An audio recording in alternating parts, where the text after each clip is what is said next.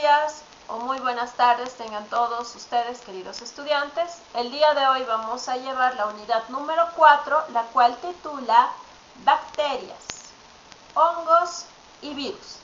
Acompáñenme, por favor.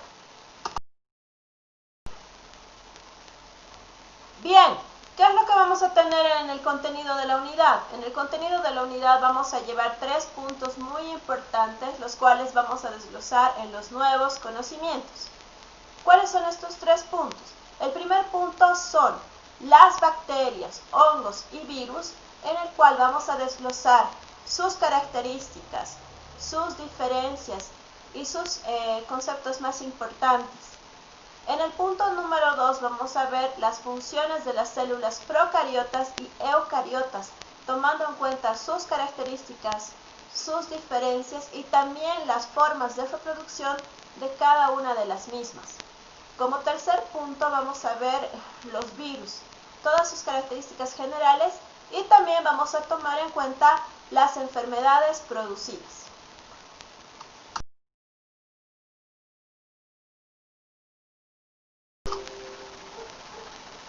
Muy bien, ahora vamos a hablar acerca de los saberes previos. Como ustedes saben, los saberes previos es el conocimiento que ustedes han ido adquiriendo a través del tiempo en base a la experiencia que han ido teniendo y en base a los conocimientos que han ido aprendiendo en diferentes cursos anteriores o en diferentes unidades anteriores también.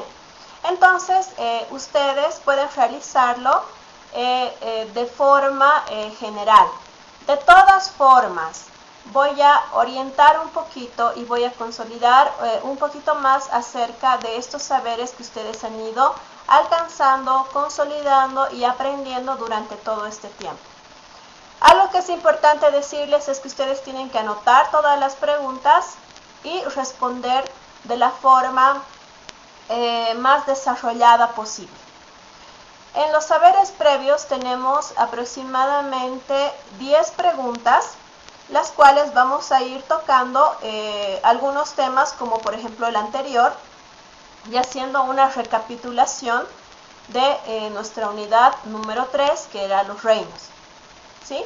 Y hay algunas preguntas las cuales están relacionadas también con la unidad presente para ver cuál es el grado de conocimiento que tienen y reforzar en esta unidad y complementar, ¿sí? Bien, vamos a empezar con la primera pregunta, que es: ¿a qué reino pertenecen las bacterias? Las bacterias son organismos los cuales forman parte del reino Monera. El reino Monera está representado por diferentes grupos como las arqueobacterias, las cianobacterias y las bacterias. El grupo más diverso, más representativo y más abundante del grupo o del reino Monera justamente son las bacterias. Las bacterias son organismos los cuales son extremófilos, ¿no es cierto? ¿Qué quiere decir esto? Estos han sabido adaptarse a diferentes situaciones, circunstancias e inclusive condiciones. Por ejemplo, nosotros vamos a encontrar bacterias en lugares con poca altura como en lugares con mucha altura. Vamos a encontrar bacterias en lugares muy calientes como también muy fríos. Vamos a encontrar bacterias en lugares con poco oxígeno como en lugares donde hay oxígeno. Entonces, las bacterias han llegado a colonizar diferentes espacios, ecosistemas y lugares, e inclusive lugares inhóspitos, ¿no es cierto? Entonces, las bacterias están presentes en todos los ecosistemas, ¿sí? Algo que es importante hablar sobre las bacterias es que es un grupo el cual es muy antiguo, tiene una estructura simple pero altamente adaptable. Su adaptabilidad ha hecho que éstas puedan perdurar a través del tiempo y que puedan coexistir con organismos mucho más complejos en cuanto a estructuras y más especialistas. Pero su alta reproducción que tiene y su adaptabilidad existente frente a diferentes condiciones, ambientes, ecosistemas, han hecho que estos puedan colonizar casi todos los ecosistemas de toda la biosfera. ¿Sí? Bien, entonces las bacterias pertenecen al reino Monera. Algo que es importante recordarles es que el reino Monera se caracteriza por tener organismos los cuales tienen células las cuales son procariotas. Estas células procariotas son células muy primitivas, muy antiguas, y están caracterizadas por no tener un núcleo verdadero. Entonces su material genético está disperso en el citoplasma, en una región del citoplasma, pero en el citoplasma. Esta región se llama nucleoide, ¿sí? A diferencia de otros reinos, el reino Monera es el único reino que tiene organismos con este tipo de célula. Los otros 4 reinos que estamos hablando del fungi, protista, animal y vegetal cuentan con organismos con células eucariotas, ¿sí? Entonces es muy importante tomar en cuenta estas características. Bien, la siguiente pregunta es, ¿qué es el COVID-19? El COVID-19 está representado por un virus. Es un virus el cual es de la familia de los coronavirus, ¿sí? Esta familia de coronavirus es antigua, pero este COVID-19, así como lo han catalogado, determinado y lo han nombrado, es un organismo el cual recientemente ha aparecido y ha logrado infectar a gran cantidad de personas, primero de forma local y ahora está presente en muchos países, considerado actualmente como una pandemia. Este virus entra a nuestro sistema respiratorio y causa diferentes problemas al mismo, haciendo que el organismo infectado, en este caso el humano, no pueda respirar de forma correctamente, ya que llega a afectar al sistema respiratorio. Este virus, por ejemplo, tiene la característica de tener diferentes proteínas en la parte exterior, lo cual hace ver una estructura o una morfología como si tuviera una coronita. Por eso es que es denominado el coronavirus. De todas formas, se cuenta con diferentes medidas preventivas para que este virus no afecte a otros seres humanos, como por ejemplo el lavado de manos con agua y jabón, ¿no es cierto? Ya que el jabón puede romper esos enlaces proteínicos y hacer que éste no pueda infectar, ¿no es cierto?, al ser humano. También estamos hablando del distanciamiento físico de al menos 1,5 metros de persona a persona, ya que este virus viaja por la saliva, ¿no es cierto? Cuando nosotros estornudamos o cuando nosotros tosemos o cuando nosotros hablamos, mandamos ciertas partículas de saliva, las cuales son muy pequeñas, y y otra persona puede tener estos rastros de saliva y estar en contacto con las manos, y estas manos, al ser frotadas con los ojos o la nariz o la boca, este virus podría entrar dentro de las vías respiratorias, ¿sí? De todas formas, toda esta información del COVID les estoy poniendo en un video, el cual va a poder mostrarles en tercera dimensión cómo va entrando y dónde se aloja, ¿sí? Entonces es muy importante que tomemos en cuenta, más que todo tomando en cuenta la parte biológica, ¿no es cierto? La parte biológica y el por qué es importante el hecho de cuidarnos, ¿sí?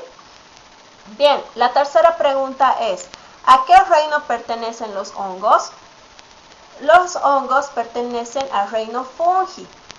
El reino fungi es uno de los reinos más nuevos.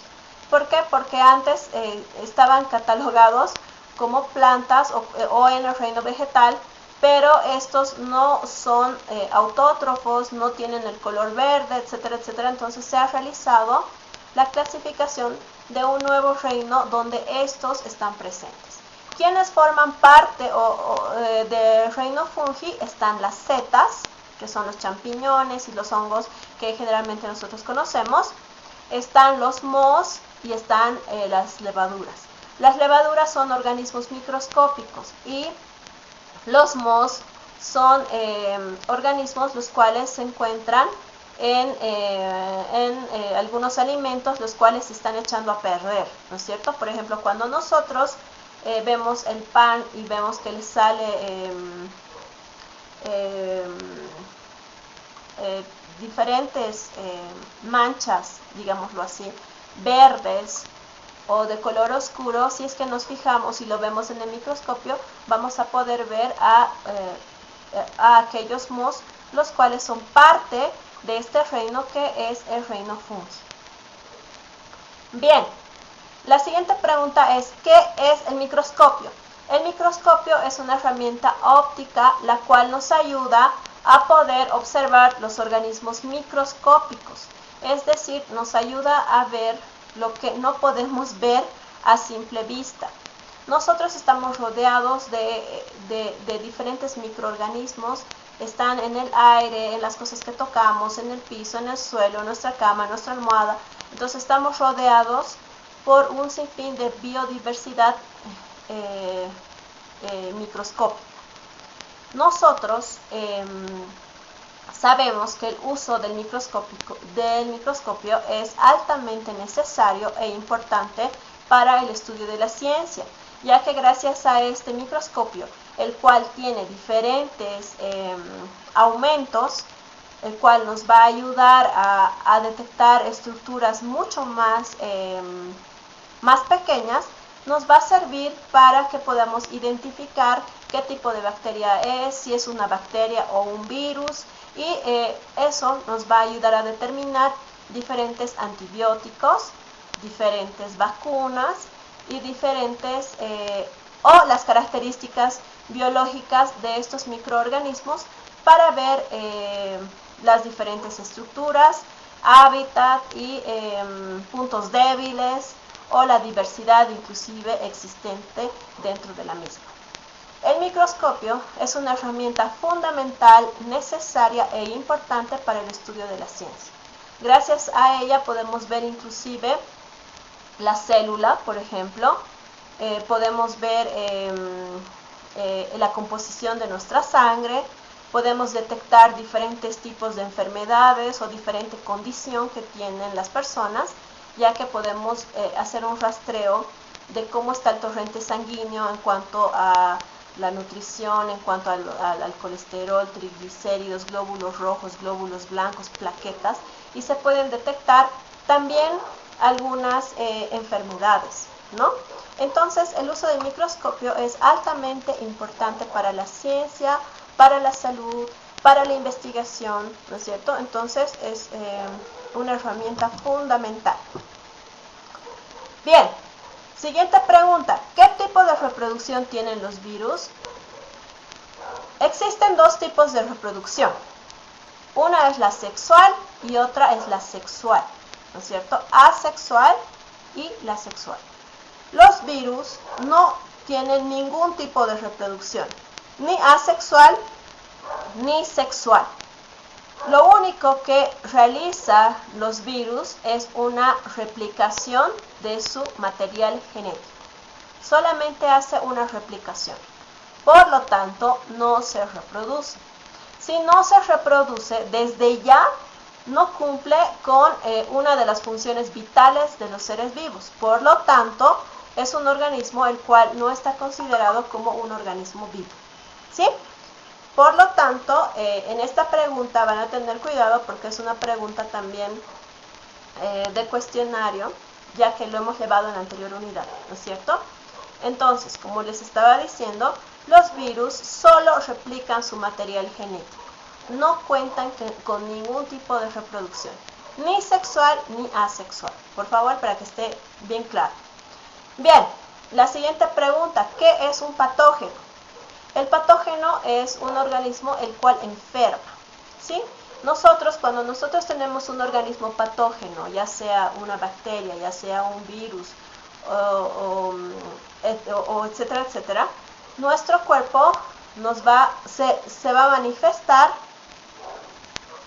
y va a demostrar que nos estamos enfermando. ¿Qué va a pasar? Nos va a dar vómitos, diarrea, fiebre, mareos y diferentes cosas, lo cual nos va a dar una alerta del que es necesario ir al médico para ver qué es lo que está pasando. Si dentro de nosotros tenemos una bacteria, tenemos un virus o qué microorganismo tenemos dentro para que éste sea eliminado.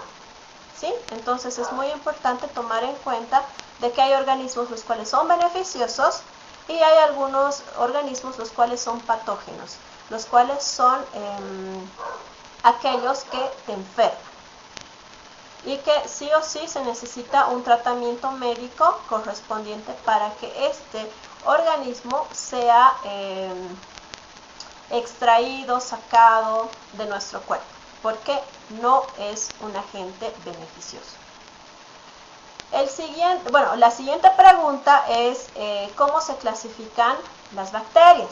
Las bacterias se clasifican por su forma. Hay algunas que son en forma de esfera, que son los cocos, hay algunas que están en forma de bastón y otras que son como espirales. Este tema vamos a llevar dentro de esta unidad. Entonces ustedes ya van a poder identificar y van a poder ver las diferentes estructuras y las diferencias de una a la otra para ver específicamente el tipo de clasificación existente. Pero la clasificación dentro de las bacterias son directamente por su forma. Entonces estamos hablando por su morfología, por su forma. ¿Sí? Bien, siguiente pregunta. ¿Existen bacterias beneficiosas para el ser humano? Sí, evidentemente existen bacterias beneficiosas para el ser humano e inclusive tenemos algunas bacterias las cuales están dentro de nosotros que nos ayudan a diferentes procesos. Por ejemplo, las más conocidas son las bacterias las cuales las encontramos en nuestra flora intestinal, ¿no es cierto? Son aquellas las cuales nos ayudan a realizar una digestión. ¿Sí? Apoyan el proceso de digestión, es decir, a la fragmentación, descomposición y para que estas luego sean puestas en estructuras mucho más simples y sean absorbidas por cada una de nuestras células. ¿Sí? Entonces, por ejemplo, un ejemplo sería la Lactobacillus que se encuentra en nuestra flora intestinal y esta ayuda a romper con las moléculas de la leche o inclusive también puede servir de forma industrial para transformar la leche en yogur. ¿Sí? Entonces son bacterias muy importantes, muy especiales, las cuales nos ayudan inclusive para que otras bacterias no lleguen a colonizar esas estructuras. ¿Sí? Entonces son muy importantes, son muy interesantes. Vamos a lograr desglosar un poquito más de estas más adelante. ¿Sí? Siguiente pregunta. ¿A qué reino pertenecen los virus?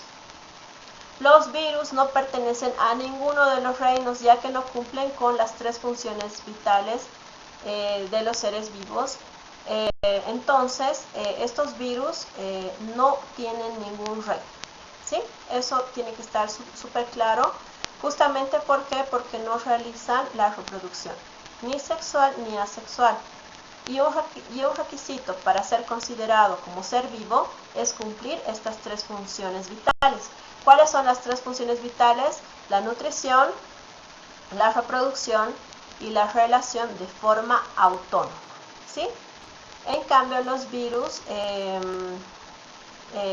solamente se dedican a infectar a un organismo y luego hacer una replicación de su DNA o de su material genético, perdón, porque puede ser ADN o puede ser ARN. Entonces lo vamos a englobar como material genético nada más. ¿Sí? Bien, ¿cuáles son los dos tipos de parásitos que existen? Los dos tipos de parásitos que existen son unos cuales se encuentran dentro del organismo y otros se encuentran fuera del organismo. Los que se encuentran dentro se llaman endoparásitos. Ahí podemos nombrar a muchas bacterias como por ejemplo la E. coli, o parásitos como por ejemplo la tenia, cisticercosis, etcétera, etcétera, los cuales están dentro de nuestro organismo y van aprovechando nuestros nutrientes, ¿no? Y también nos enferman porque son patógenos.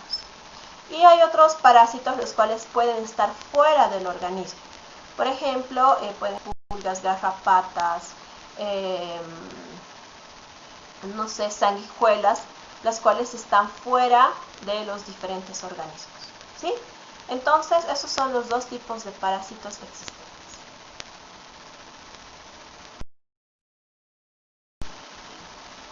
Bien, eso es todo de la primera clase. Espero que les haya gustado mucho y que estén con todas las pilas puestas para que podamos desarrollar esta unidad número 4, la cual es muy interesante y también tiene mucha información.